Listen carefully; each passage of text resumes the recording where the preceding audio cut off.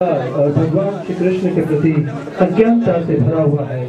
5000 साल पूर्व भी जब भगवान श्री कृष्ण इस भौतिक जगत में अवतरित हुए थे, तब भी भगवान श्री कृष्ण के गौरव और कृष्ण भावनामृत का प्रचार करने की आवश्यकता थी। जैसे कि आजकल ये महान और शुभ कार्य अंतर्राष्ट्रीय कृष्ण भावनामृत संस्था इस्कॉन कर रहा है।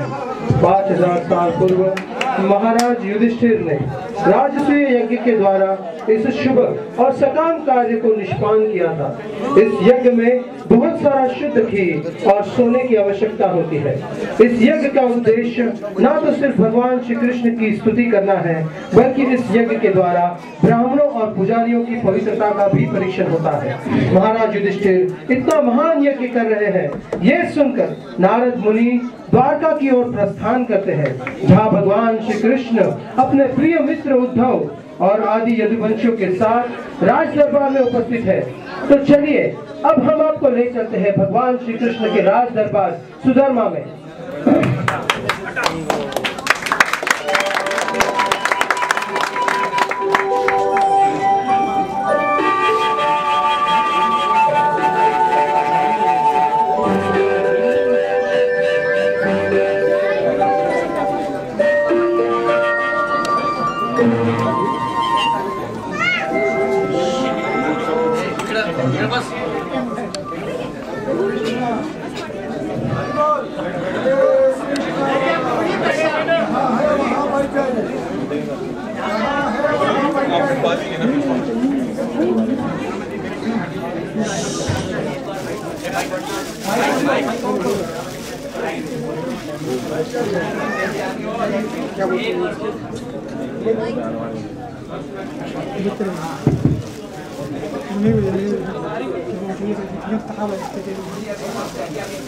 प्रभु स्वीकार कीजिए।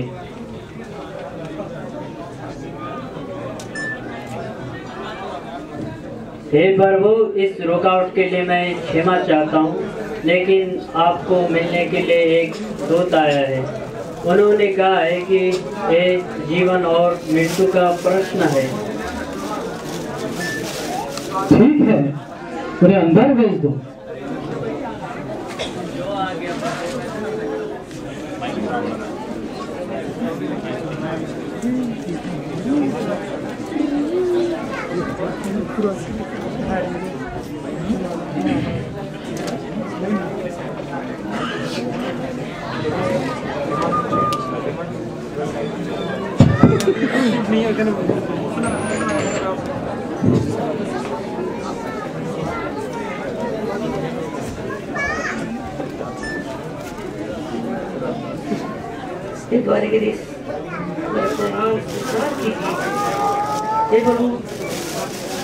आपकी दया और सच्ची अपरंपार है।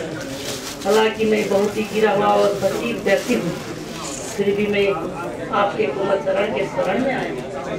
हे प्रभु, कृपा करके मुझे निर्देश दिए गए संदेश को सुनिए। हे प्रभु, आप तो भली भांति जानते हैं कि दुष्टराज जरासंध ने यूं राज्य पर विजय हासिल किया है। सारे राजा उनका सामने झुकना नहीं चाहते थे। रोज उनमें से एक राजा बलि दी जाती है। हे प्रभु, वो सारे राजा आपको मिलने के लिए अति उत्सुक है, ताकि व्यक्तिगत रूप में आपके चरण कमल में आत्मसमर्पण कर सके। कृपा करके उन पीड़ित राजाओं को उद्धार कीजिए। ठीक है, हम इस पर विचार करेंगे। धन्य है। हे उद्धव, ये समस्या तो बड़ी गंभीर है। जी द्वारिकाधीश, हमें इस पर विचार कर लेना ही चाहिए। अवश्य कर लेना चाहिए।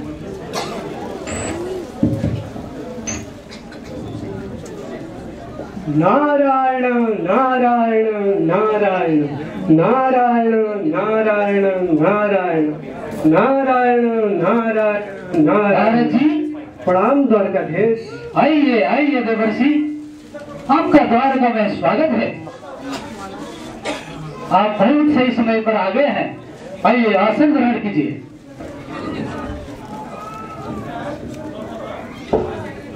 आपका आगमन से हम सब प्रसन्न हो गए।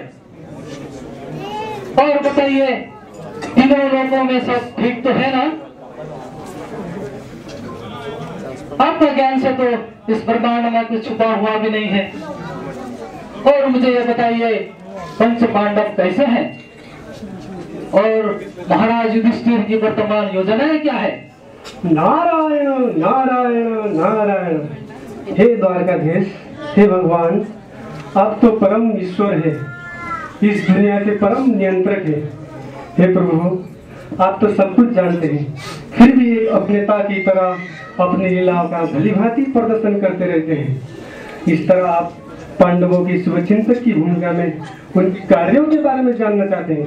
हे प्रभु, आपकी ही कृपा से मैं उनके बारे में अवगत कराना चाहूंगा। सबसे पहले महाराज युधिष्ठिर इस भौतिक ऐश्वर्य का अधिकारी है। प्रभु, राजस्व यज्ञ तो मात्र आपका संग और आपको प्रसन्न करने के लिए कर रहे हैं। हे प्रभु, वे लोग आपकी अकारण दया चाहते हैं, इसलिए आपका आराधना करते रहते हैं। मैं आपसे प्रार्थना करता हूँ द्वारकाधीश कि आप जाके उनकी इच्छा की पूर्ति करें। नारायण नारायण नारायण नारायण नारायण नारायण।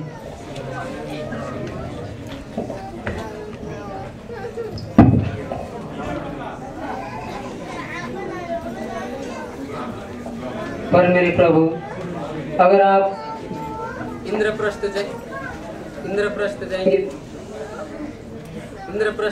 तो इंद्रप्रस्थ जाएंगे तो उन 20,000 राजाओं का कौन मुक्त कराएगा, जो दुष्ट जरासंध ने अपने यहाँ बंदी बना रखा है।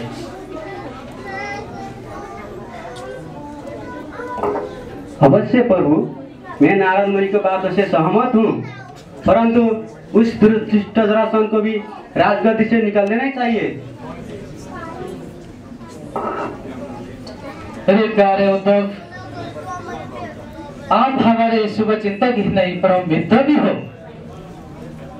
इसीलिए मैं सब कुछ आपके दृष्टि के अनुसार ही कर देखना चाहता हूँ। हे द्वारिकाधीश, जब तक सारे राज्यों के ऊपर विजय प्राप्त नहीं कर लेते, तब तक राजस्व यज्ञ संपन्न नहीं कर सकते। दूसरे शब्दों में, महाराज युधिष्ठिर भी जब तक जरासंध का ऊपर विजय प्राप्त नहीं कर लेते, तब तक राजस्व यज्ञ संपन्न नहीं कर सकते। ये दोनों कार्य की उपलब्धियों को हासिल करने के लिए जरासंध का ऊपर विजय तो प्राप्त करना ही पड़ेगा। परंतु जरासंध कोई साधारण व्यक्ति नहीं है। हाँ, परंतु जरासंध के पास 10,000 हाथियों का बल है। हे द्वारिकाधीश, अगर कोई जरासंध का ऊपर विजय प्राप्त कर सकता है, तो भीमसेन का अलावा और कोई नहीं हो सकता। हाँ, सही है, सही है, सही है। क्योंकि उनमें भी 10,000 हाथियों का समान बल है। सबसे उत्तम और सर्वश्रेष्ठ यह होगा, भीमसेन जरासंध से अकेला ही लड़े, ताकि अन्यथा किसी भी सैनिक की मृत्यु ना हो। हम ये कार्य कैसे कर सकते हैं? हे द्वारिकाधीश, जरासंध का ऊपर विजय प्राप्त करने के लिए हमारे पास एक योजना है। हम सबको मालूम है कि जरासंध ब्राह्मणों का ऊपर बहुत दयावान है।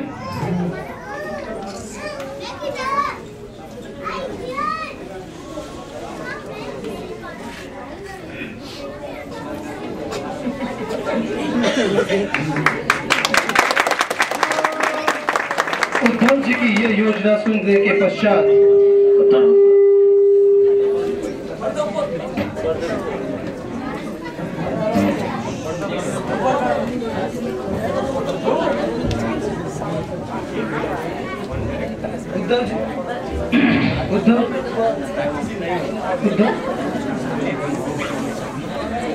उद्धव जी की ये योजना सुनने के पश्चात वहां उपस्थित सभी सभासदों ने उनकी सराहना की।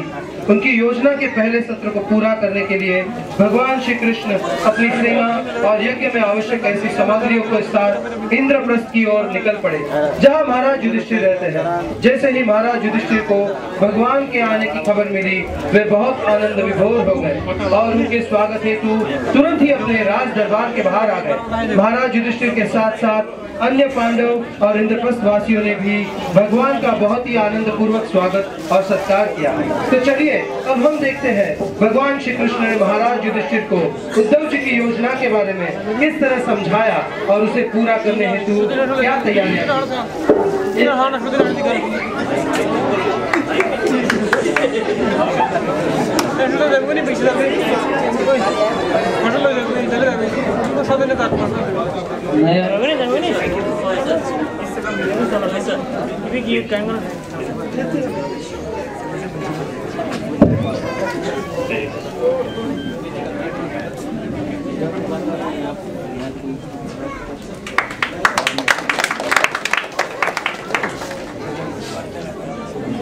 हे द्वारिकाधीश, मूर्ख लोग आपको एक साधारण मनुष्य समझने का भूल कर रहे हैं और वो आपकी कमियों को ढूंढने का कोशिश कर रहे हैं।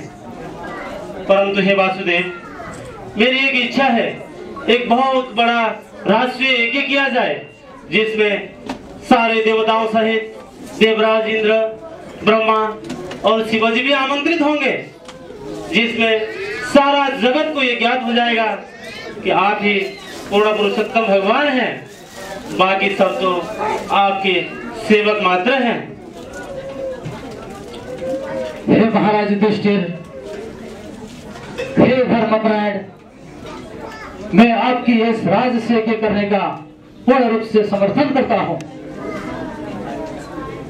यह यज्ञ करने से संपूर्ण जीव संतुष्ट होंगे और मानव सभ्यता के इतिहास में सदा के लिए आपका अच्छा नाम स्थापित होगा। परंतु इससे पहले आपको संपूर्ण राजाओं पर विजय प्राप्त करना होगा और यज्ञ के लिए आवश्यक सामग्री भी एकत्रित करना आवश्यक है। तो ठीक है वासुदेव, मैं अपने चारों वीर अनुजों को चारों दिशाओं में विजय प्राप्त करने के लिए भेज देता हूँ। बहुत अच्छा। प्रिय अनुज सहदेव, तुम अपने सैन्य बल के साथ दक्षिण की ओर जाओ और दक्षिण के सारे राज्यों पर विजय प्राप्त करो।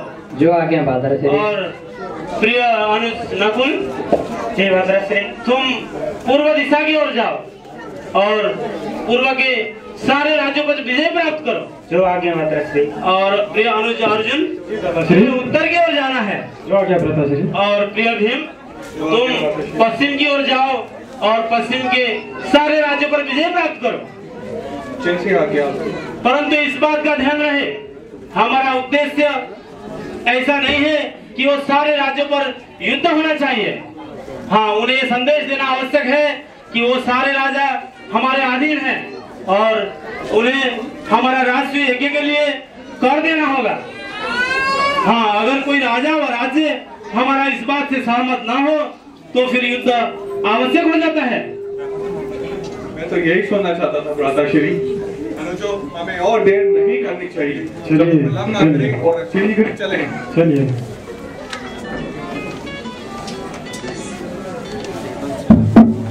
तत्पश्चात चारों भाई भीम, अर्जुन, नकुल और सहदेव अलग अलग दिशाओं में निकल पड़े। अपने बल और बुद्धि के जोर पर उन्होंने कई सारे राज्यों पर विजय हासिल की और यज्ञ में लगने वाली सामग्री भी इकट्ठा की। अपने विजयी होने की खबर महाराज युधिष्ठिर को देने के लिए वे सारे राज दरबार में लौट आते हैं। अब आगे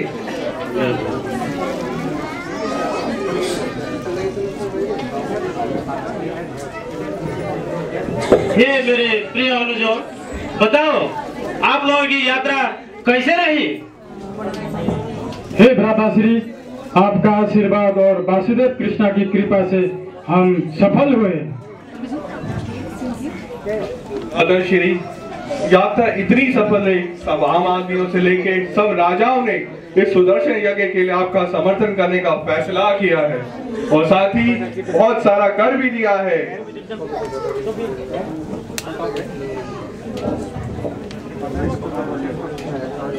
सिर्फ एक को छोड़कर क्या मगध के राजा जरासंध इस राज्य में यज्ञ करने के लिए साफ मना कर दिया है। मैं जरासंध को नहीं छोड़ूंगा। जब तक हम संपूर्ण राज्यों पर विजय प्राप्त नहीं कर लेते तब तक हम ये राजस्व यज्ञ नहीं कर सकते। जरासंध का पास 10,000 हाथी का समान बल है। उसकी सेना भी तो सबसे शक्तिशाली है। तो क्या हुआ, हमारे भ्राता जिनके पास भी तो 10,000 हाथियों का बल है, वो अकेला ही उस जरासंध पापी को ध्वस्त कर सकते हैं। परंतु उसका अपार सैन्य बल का क्या? ऐसे तो हमारे सारे सैनिक मारे जाएंगे। महाराज युधिष्ठिर, आप घबराइए मत। मेरे प्यारे उत्तम ने मुझे यह सुझाव दिया है कि हम किस तरह से उस मूर्ख जरासंध पर विजय प्राप्त कर सकते हैं। तो किस तरह से वासुदेव? हाँ, हम सब लोग जानते ही हैं कि जरासंध ब्राह्मणों के प्रति कितना दयालु और कृपालु है। भीमसेन, अर्जुन और मैं ब्राह्मण का वेश धारण करके उसका दरबार में जाएंगे और उसे मल्ल युद्ध के लिए चुनौती देंगे। जैसे आपकी इच्छा वासुदेव। तो वासुदेव, हमें चलना चाहिए।